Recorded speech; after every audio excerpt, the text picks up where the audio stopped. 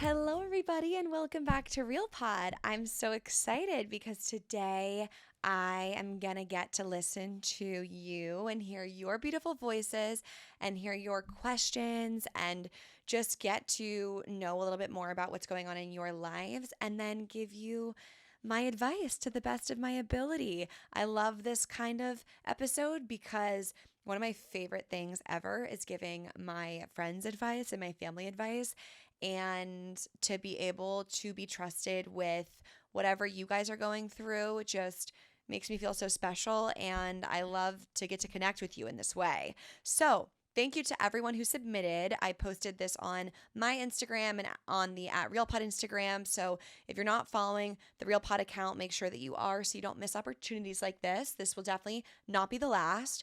And today we're going to get into it. So I'm excited. So with that said, we're going to jump right into today's episode with this first message from Daisy. Hi, Vic. I started following you originally in the height of COVID, and I was kind of struggling a lot with my body image. I played soccer my whole life, and at that point, I was still playing soccer and I was about to start my freshman year of college.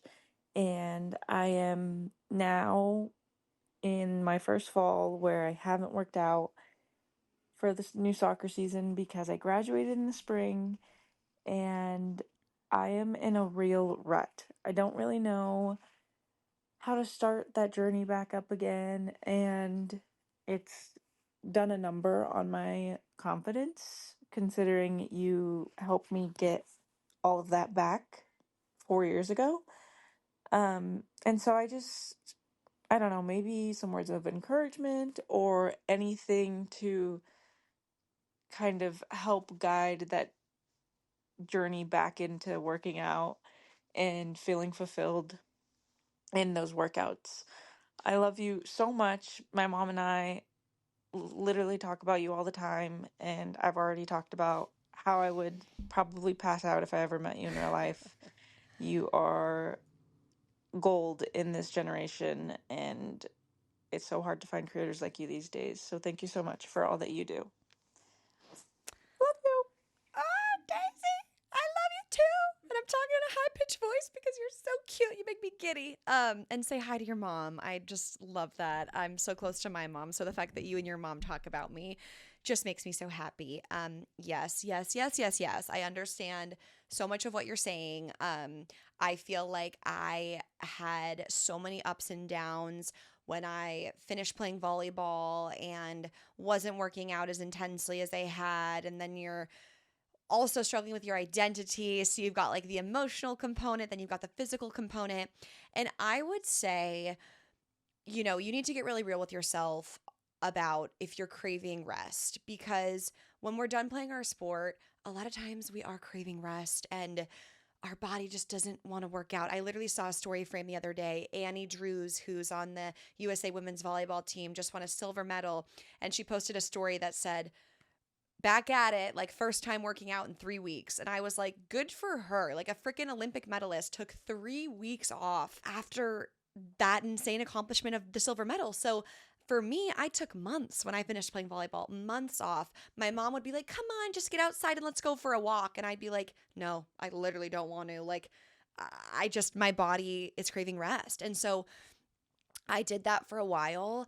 And then eventually, I naturally started to crave wanting to get my heart rate up and wanting exercise and wanting to sweat. And if you are an athlete or you have been an athlete, I have full faith that something in you loves physical activity. So I think this fear that you're going to let your body rest and then never move again, I don't know if I buy that, knowing your past, right, of being this competitive athlete. So I'd say ask yourself, do I really need rest? And if you really need rest, give it to yourself and give it to yourself without judgment.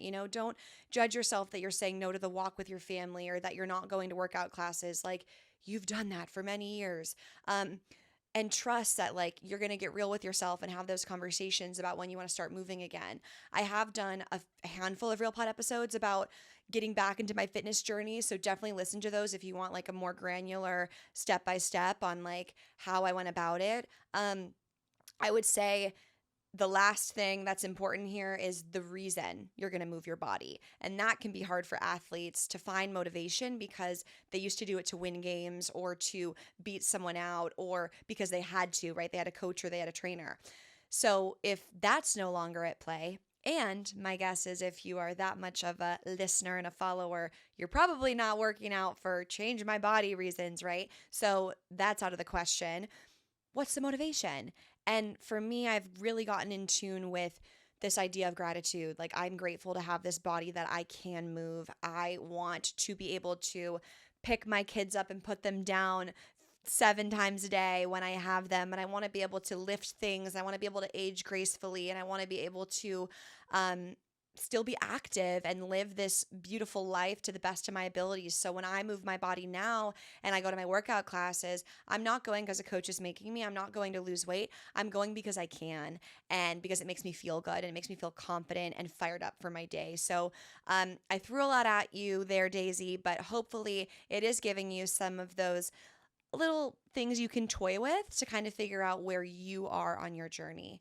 And lastly, just be patient with yourself. You will figure it out. I know that you will. Okay. Okay. The next question comes from Anna.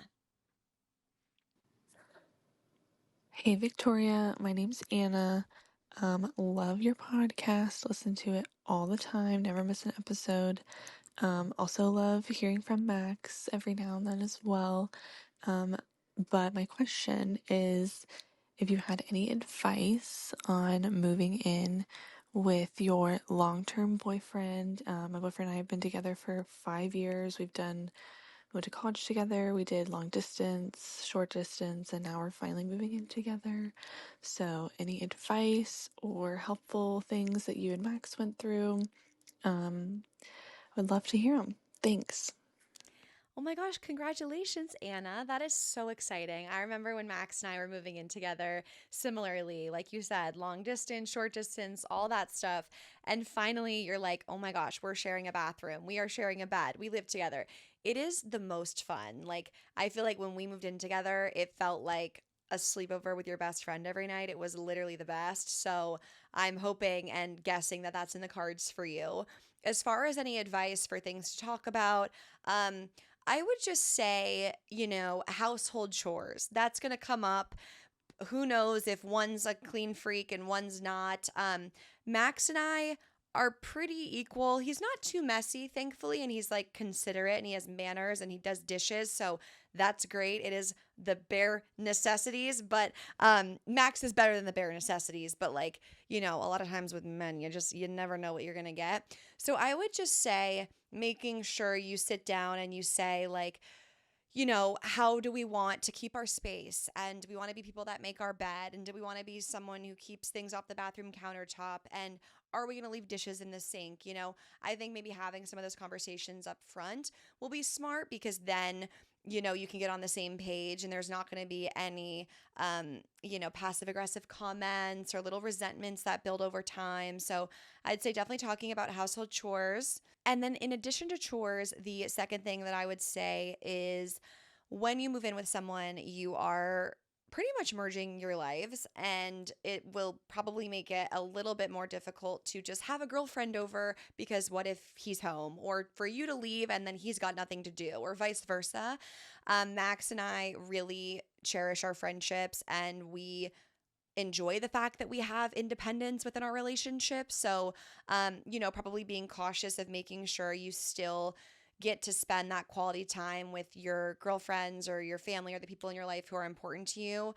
And making sure that if he's going to go have those moments, that you're not making him feel bad because now you're home alone or you didn't make a plan. Max and I always try to communicate, like, he'll text me and say, hey, this weekend I'm going to go out this night with Matt or something. And then I'll know, okay, Max is busy on Saturday night. Usually we spend one weekend night together and then the other ones we spend with our people. So that's just something I'd keep tabs on and be aware about. But you guys have been together for quite a long time and you've made some pretty significant things like long distance work. So I've got no doubt, Anna, that you will figure it out. Congrats.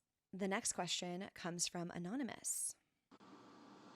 Hi, Victoria. So, my question's just regarding how you navigate your current life with, experiences in your past. I'm currently in college and living with a few new people, and I previously have had an eating disorder. And my new roommates are kind of projecting their insecurities onto me and pointing out things that I eat or I drink, and projecting their eating habits onto me. And also with the weight loss drugs coming out, like Ozempic and such, knowing people that are on those in college that are perfectly healthy but taking those, and kind of pushing the not hungry, thing that's going around, and just how to navigate that with, a past that you're trying to, keep in the past and not have repeat itself. Thank you, and I love you, and I appreciate all the things you advocate for. Well, first of all, I want to validate that I so get it. And I can imagine that it is so difficult. Like, you're trying to make friends, you want to bond with your roommates. Like, the last thing you want to do is probably feel like you're not leaning into creating these friendships with these girls you live with and sleep in the same room with, right? But then also, it's probably making you have some of those old negative thoughts and those patterns that you used to have. It can be really triggering when you're around that. And yes, on the whole weight loss drug, Ozempic, Manjaro, all that stuff, it is really difficult. And I definitely went through my struggles with that. Actually, my episode, I did a solo called I've Been Struggling, where I talk all about that. So if you want to hear more about my story and how that really got into my head for a bit there, I get into it in that episode. Um, but I would just say, you know, if you are feeling comfortable enough, maybe owning what's important to you. And what I mean by that is, like, my friends know that I'm really passionate about not talking about food and bodies, so much so that it's almost like a joke, which is sweet and playful. And if I'm with people and someone makes a comment about food, it's almost like I can feel people look at me like, wait, I can't believe they just said that in front of you. Like, everyone knows. And I bet it's probably not as easy for you because, for me, it's like everywhere on my page. So someone could know that before they even talk to me. For you, you might have to have that conversation. But I feel like if you're feeling comfortable with them, when people bond and they have deep conversations that make them closer, maybe you are feeling like you can say, as you guys talk about high school and where you came from, and, you could say, yeah, and actually, I used to struggle with food and body image. When I was younger, and fortunately I'm in like a pretty good place now, but yeah, I know my tools and I try to make it not be this huge thing in my life. And you can, one, have this really cool bonding moment where you're going to get closer with someone, because let's face it, if they're talking about what they eat every day, they can relate. Like, they're going to have struggles and insecurities as well. So that could be a cool bonding moment and a really authentic way to indirectly say a little bit about your boundaries. Um, and secondly, let's say that's not an option and you don't feel like you can have that conversation, or they don't listen. Maybe those are your friends that you hang out with in the dorm room and you walk to class, but when it's time to eat, you eat with different friends, or, you just try to protect your peace in that way. If it's super persistent, I'd say that would be something I would think about. And then there's, of course, some more tactics, like you can change the subject. So if they start talking about food or they pull up a picture of a girl on Instagram, maybe you can quickly say, wait, you guys, did you hear that, this movie's coming out this weekend, or this event's happening on campus this Friday? And you can try to change the topic.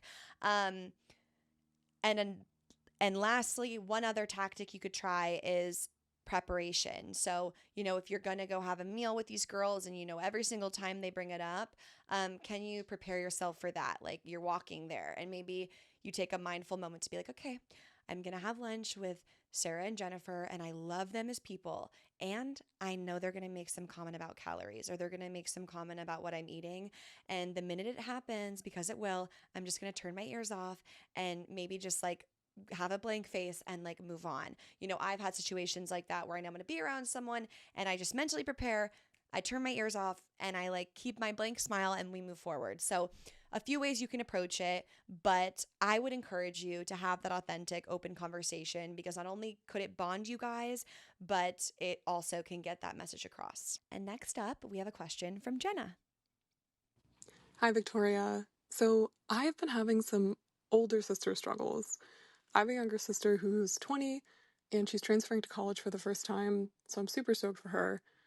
But she has had this long-term boyfriend since probably early high school, and he's a good guy, but I've just observed some signs of like codependence in their relationship that feels pretty unhealthy. I don't think she's super happy anymore. So I was kind of hoping that this moment of applying to college would be a reset for them and a moment to kind of assess what would be best for both of them individually. But it's very conveniently worked out that both of them are going to be at the same school. They're going to be in the same major. And, I'm just concerned that this situation is going to result in them not growing in the ways that they need to grow. But I've had some tough conversations with my sister about this, and she knows my perspective, but there isn't really much to be done about it at this point. So I guess, do you have any advice for just accepting a situation that you've kind of tried to intervene in and moving forward emotionally? I think that would be super helpful for me. Thanks. I'm so glad that as you were asking that question, you then walked me through the fact that you did have the conversations, you did what was in your control, you realized she's not budging or she's nodding her head, but there's no change. And so now you are like, the only thing I can do is accept it.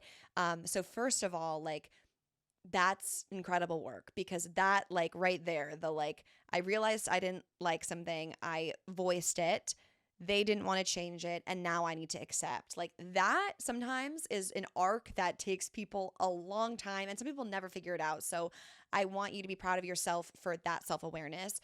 And as far as the acceptance piece, I mean, acceptance and radical acceptance is one of the hardest things to learn, but it is the most powerful tool to grant us peace and happiness in our own life, despite the circumstances around us. So I think when you're with your sister, you can focus on having your special hangouts together and cherishing those moments, and maybe, not asking about him and not letting her relationship with him come up every time you guys are together so you can't enjoy your sister time. And also, I think we have to trust that if it's not right for her, she will realize it.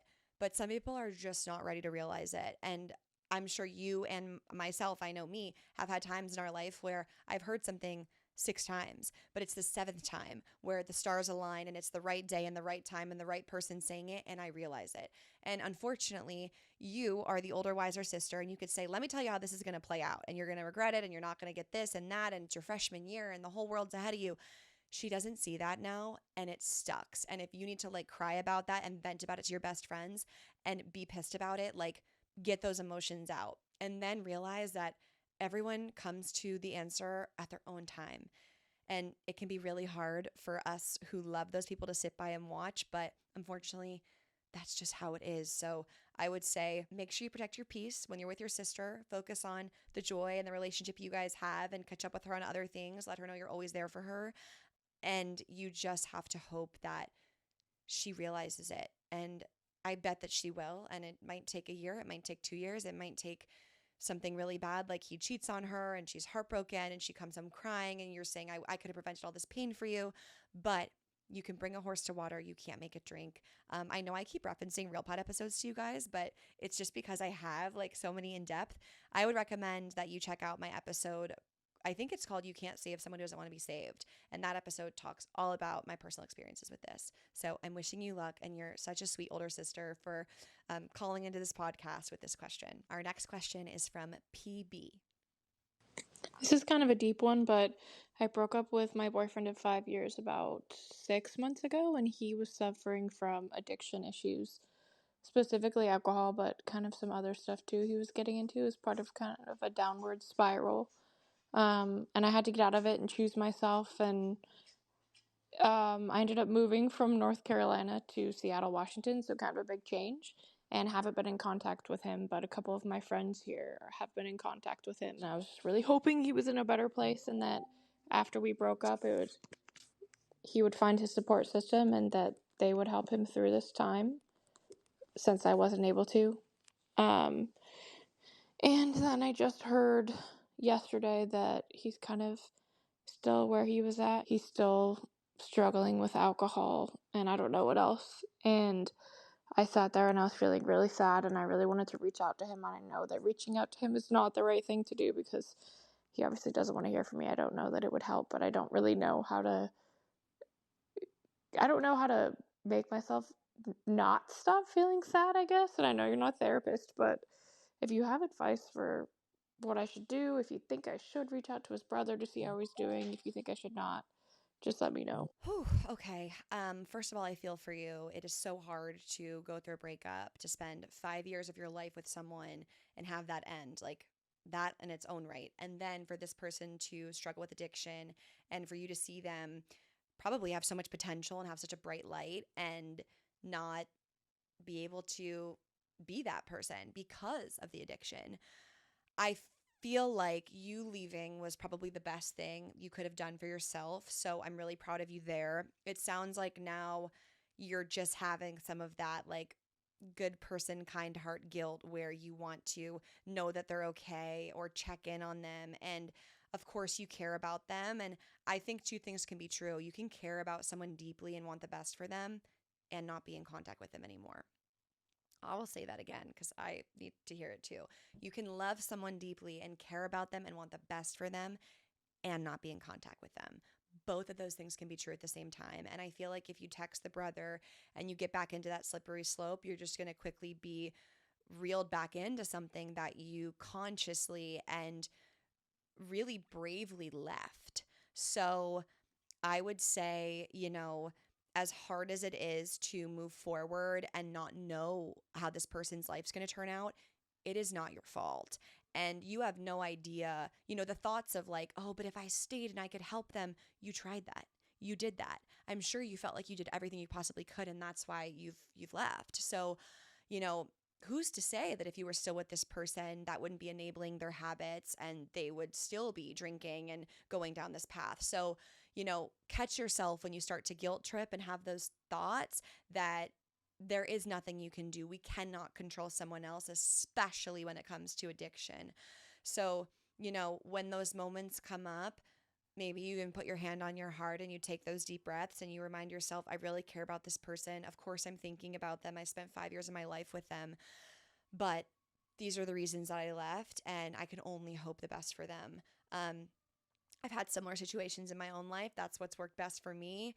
And it takes time, but I think with time, you will realize that you did the right thing and it was never anything that you could control. And also, you deserve happiness and you deserve peace and you deserve to feel like you have joyous days where you can reach your potential equally. So remind yourself of that too. And I'm wishing you all the best and hope that was helpful. This next one is from April. Hi, Vic. Hi, RealPod. I just wanted to submit something because your prompt on the IG story really pulled at some heartstrings. And I have been going through my first ever bestie breakup. We were friends for over 12 years.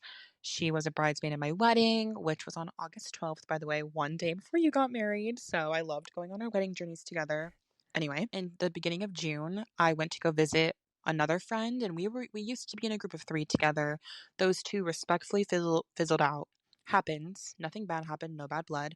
But after I went to go see the other best friend, she completely cut all contact with me. And I just want your advice. Do I reach back out? The rest of the texts were unresponded to and still have been. And yeah, I just would love advice. Bestie breakups feel so much worse than real breakups. And I feel like I need your expertise in the real pod girlies. Thanks, girl. April, first of all, you sound like a total doll and so lovely. So I am just thrilled that you listened to the show and that you submitted your question. I am so sorry to hear about this. That is very tough, very, very tough, especially since this person was just by your side on your big day. Recently, I'm guessing if you were the day before me, that was 2 years ago. So that's recent.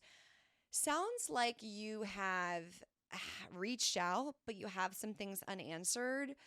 I feel like if you still want to give it one more go, I don't think there's any harm in that, of like sending a text, that just says, hey, like, I just wanted to reach out one last time to see if you would be willing to connect. Maybe you're saying, like, I'm honestly just coming from a place of curiosity. Like, I miss you. I love you. I care about you so much. If there's anything that's gone on or there's anything that I've done, like, I want you to know I'm all ears to have this conversation with you, because I care about you so much and still want to have you part of my life. Like, if you want to make one more Hail Mary, I think it's totally appropriate too. I think if you send that and you really feel good about what you said and they don't respond, unfortunately, there's nothing more that you can do, right? Other than now you're just mourning the friendship of, hey, like, I thought this was a lifer for me and it's not. And that sucks. And that's really difficult. It's also really common. There's a lot of people who have people in their weddings. I know someone who's maid of honor and her no longer speak. Maid of honor, things happen in life. People get married, they get new relationships, they move towns, they get new influences, and they just think differently and they're different. And try not to take it personally. It's so not personal. This is clearly this person's going through something, or something happened with the other friend and they've decided that they can't confront anyone. Maybe they don't have the tools or language to maintain some of the friendships. So it's not personal. But yeah, it really, really hurts. Friendship breakups really suck. When you walk the earth and you're thinking, what the frick happened there? And like, I have no idea what that person tells themselves. I don't even know what I think went on. I can relate to that. If you feel like you send that final text and you did your final thing to reach out, unfortunately, there's nothing more that you can do. And you have to hopefully find peace in knowing that it's not personal. It's something that this person's going through, or it's a skill that they don't have. And it has really nothing to do with you. I'm really sorry though, April. That is just such a bummer. Hopefully you can lean on some of those other friendships that you have in your life to get you through this time. And who knows, maybe years from now you'll get a text or a call and you'll get more answers. But for now, unfortunately, that's just sometimes how life goes.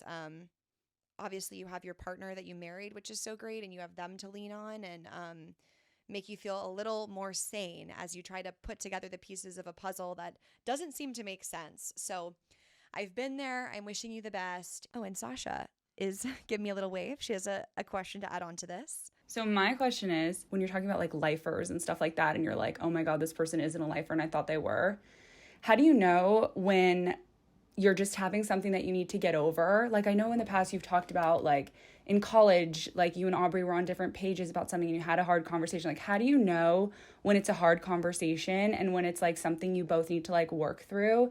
And then how do you know when it's time to be like, okay, maybe I've outgrown this relationship?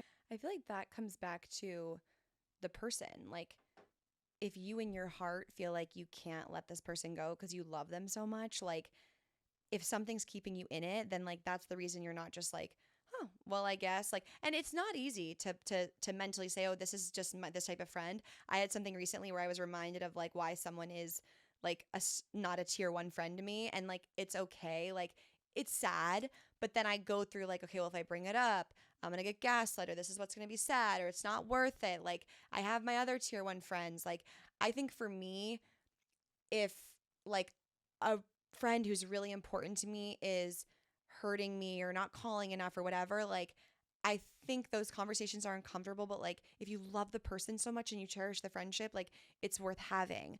I think for me, there's certain people where I just know like that's worth it to me or it isn't. And if it's in the not worth it category, or maybe I've tried before, or time and time again I've just seen like I love this person to death, but they're not like A1 for me, like then I just have to remind myself that. So I think I have the friends where I know it's worth the conversation and it's worth the fight and it's worth being uncomfortable. And then others where I'm like, I can live with letting this be in a different place. Does that make sense? The next question is from Maddie. Hi, I love Real Pod. So I got laid off 9 months pregnant with my son, and I haven't gone back to work yet. He is 21 months old.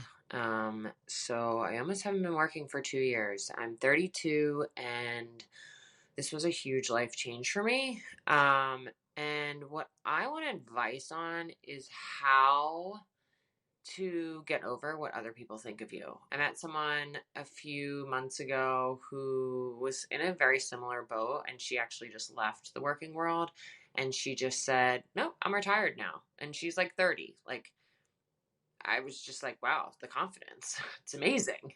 So I always feel like I need to basically define what I'm doing. And, prior to having my son, I was a workaholic. I worked so much. It was stupid. And now I'm just in a totally new state of life. So I know you don't have kids yet, but just wondering your thoughts. Thanks. Bye. Well, Maddie, first of all, congratulations on your beautiful baby boy. That's so exciting. And I am touched that, yes, I'm not a mother, but I feel very cool that a super mom out there thinks that they're interested in a little bit about what I have to say about this. And while I'm not a mom, I really do relate to those feelings of like, if I'm not working, am I lazy? Am I not motivated? Like those thoughts creep in. What's most interesting to me is that I feel like my mom and her mom and her mom, and at least in my bloodline, everyone before never worked. They were all stay at home moms. I think we're seeing this change where society has said that women don't have to stay at home. Women can work, they can have amazing careers, they can be leaders, they can have incredible jobs. And that's great. And I agree to all of that. But I think what's happened is the empowerment for women to have incredible careers has in turn made it sound like being a stay at home mom or choosing not to work and raise your kids is a bad thing, or it's something that we need to look down upon, or that woman is still stuck in the old ways. And I don't subscribe to that message. I think the message needs to be women can choose what they want to do. If you want to choose to have a career, incredible. If you want to choose to be a stay at home mom, incredible. The point is, the choice is up to the woman, and there should be no judgment surrounding whatever choice that she makes. So, all that to say, Maddie, I feel like if I were you, I would ask myself, what's my internalized judgment? Because it sounds like there is a little bit of internalized judgment, right? Of like you saying to yourself, especially because you were such a working woman, that maybe you are thinking, oh my gosh, like, who am I, and am I good enough, great enough, worthy of telling people what I do if I don't have that career? So I think switching it to ask yourself, like, hey, what are my judgments? Like, when I was working, like, did I have thoughts about this? My therapist did that with me recently because I also struggle with when I'm not working, like, judging myself a lot. And I realized that I have this, like, thing where I have a deep respect for people who work hard. And then when people don't work or just like take 3 months abroad in the summer, it's really hard for me to like view that as equal. And I know that I'm flawed in that way. And it comes from just my whole life of like work ethic, work, grind, that I have like inversely taught myself that if you're not grinding, like you're not as worthy, which isn't true. So I think it's a mix of like the internal conversation, because that's why you care what people think, right? Is because you're thinking, are they going to think that this is XYZ? Because secretly a part of me thinks that too. So I think that's one part of it. And then the second part of it is, I would say, like, who the hell is anyone to judge anyone about the way they choose to live their life? You know, like, my mom was a stay at home mom, and she is the best mom in the world. And I am so grateful for every time she could do anything with me when I was a kid. Every time she dropped me off to school and she picked me up. If I forgot my lunch and she had time to come bring it to me at school, right? Because she was a stay at home mom. Also think about the attention and the love and the time you're going to get to give your son, and there's so much beauty in that, right? And you wouldn't be able to give all of that time to him if you had the job. So I feel like once you iron out some of that internal judgment of maybe this wasn't my plan, but this just happened because I was let go from that job and now I'm here and I actually kind of like it.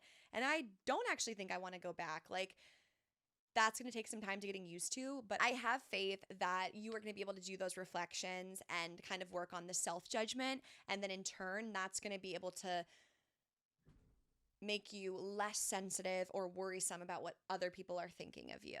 And just remember that if someone else is looking at you and is thinking, and here's the thought, right? Oh my gosh, I can't believe she doesn't work. She just sits at home and just plays with her kids all day. If someone is thinking that, it's because they also have this same problem where they are thinking to themselves, I could never let myself stay at home with my kids, even though that's maybe something I would want to do, but I can't even consider it because of XYZ thing. So it's a projection of themselves and what they could never let themselves do or what they could never be okay with.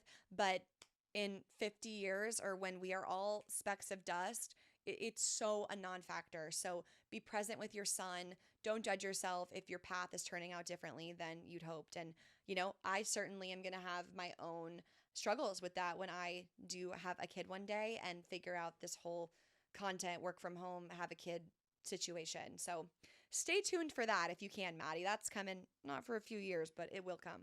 And one last thing, Maddie, I would recommend you check out my episode with Michael Gervais on FOPO, the fear of people's opinions. It is so good, and it's the perfect thing for this. And our last question is from Bree. Hi, Victoria. I love your content so much.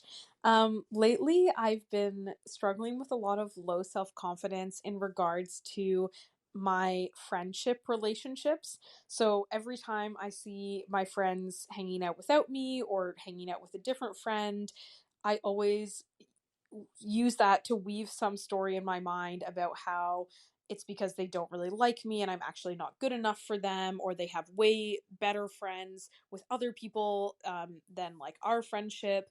And I've never really dealt with this before. It's just been coming up all of a sudden in the past few months. So I'm just wondering if you have any tips for having more self-confidence in regards to my friendship relationships and just like trust in my friends that they do actually like me and want to hang out with me. Thank you so much. Bree, I totally relate to this, especially when you said you're weaving a story. I mean, ding, ding, ding. That's the thing right there that's creating the anxiety and the worry, is that you are telling yourself, oh, they probably didn't invite me because they don't want me there and they like when they're not hanging out without me. Or I bet when they do invite you, you're like, they're probably just inviting me because they feel bad and they're just getting their hangout with me over with, right? Like, no matter if you're hanging out with them or not, our anxiety and that voice inside of our brain is going to start weaving this story. So, no storyline. Drop the storyline. You have to catch yourself when that train of thought starts to go and say, I'm doing it. I'm creating a story and we're not going to do that anymore. Important. Don't start like shitting on yourself and being like, I can't believe I'm creating a story. Like I said that I wouldn't. Just, there's the storytelling. None of that's factual, and I'm not going to make assumptions. So I'm dropping the storyline.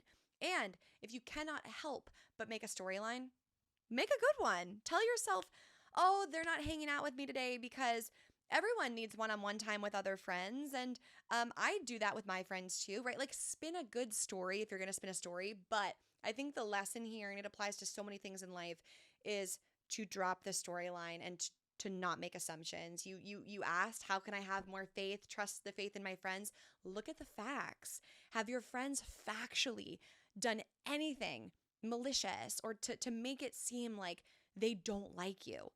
Probably not, right? So I think drop the storyline and come back to the facts. And those things help me when my anxious voice starts to run as well.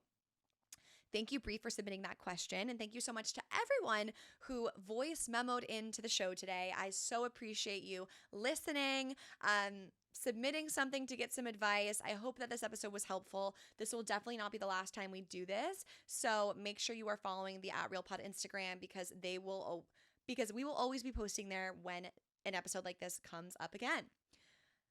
Don't forget to subscribe to this podcast if you have not already, and I will see you next Wednesday.